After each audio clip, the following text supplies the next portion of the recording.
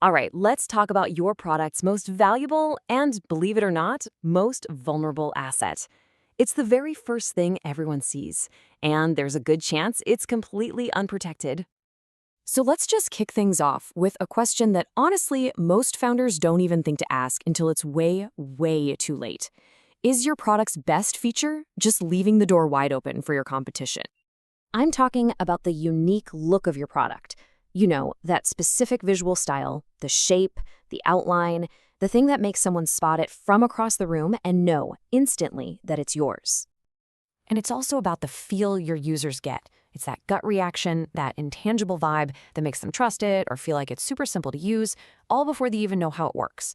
That emotional connection, that's a massive advantage.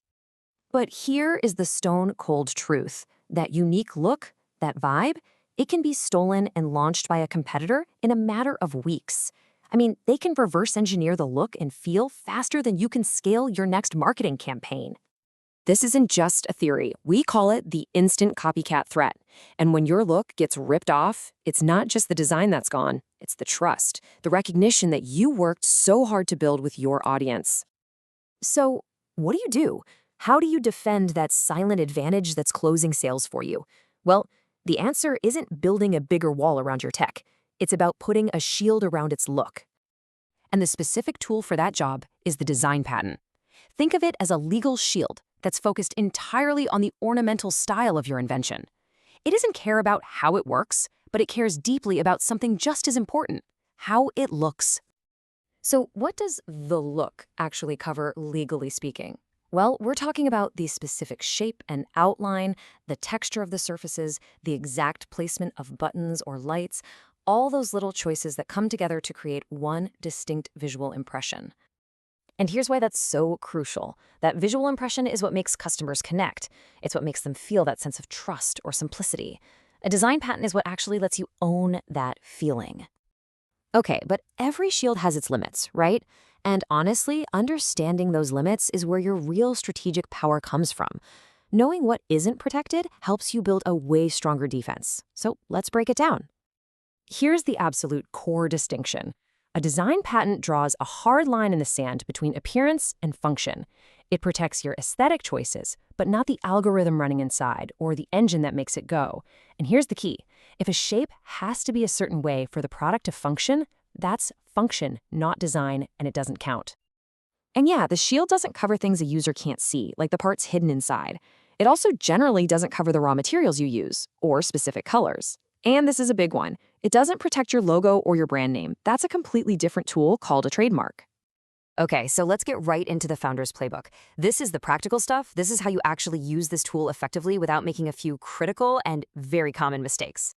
And it pretty much all comes down to this one thing. The entire strength of your design patent rests on your drawings. And I'm not talking about sketches here. These drawings are the precise legal definition of what you own.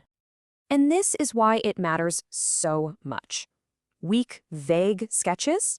They just create loopholes. A copycat can easily design around them with a few tiny tweaks. But formal, precise patent drawings that follow all the strict rules, that's an ironclad defense that's incredibly difficult for anyone to challenge. But even if your drawings are absolutely perfect, there's another enemy you have to worry about: the clock. And that clock starts ticking the very second your design becomes public in any way, shape, or form. The moment you do a public demo, post a screenshot, or even pitch to investors without an NDA, that clock is officially ticking. Now, in the US, you've got a 1-year grace period to file. But, and this is the part that gets everybody, for most other countries in the world, your rights to file are lost. Instantly. Gone. So let's just quickly recap the biggest mistakes we see founders make. Showing the product before filing, thinking this patent covers how it works, using cheap or informal drawings, and waiting until after the big launch. If you can just avoid these 4 things, you're already way ahead of the game. Now, here's the cool part. When you avoid those mistakes, when you file this thing correctly, the design patent stops being just a simple legal shield, and it transforms into a powerful, proactive business asset that can actually help you grow faster. So how does that work? Well, for one, it gives investors a ton of confidence because it shows you have a defensible moat. It legally ties your product's unique look only to you. which strengthens your brand.